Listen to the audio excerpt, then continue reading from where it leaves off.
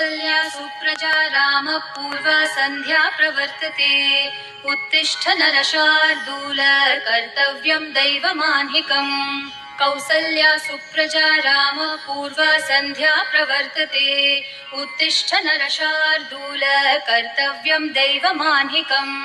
उत्तिष्ठोत्तिष्ठ गोविन्द उत्तिष्ठ गरुडध्वज उत्तिष्ठ कमलाकान्त त्रैलोक्यं मङ्गलं कुरु उत्तिष्ठोत्तिष्ठ गोविन्द उत्तिष्ठ गरुडध्वज उत्तिष्ठ कमलाकान्त त्रैलोक्यं मङ्गलं कुरु मातः समस्त जगतां मधुकैटभारेः वक्षो विहारिणि मनोहर दिव्यमूर्ते श्रीस्वामिनि श्रितजनप्रियदानशीले श्रीवेङ्कटेश दयिते तव सुप्रभातम्।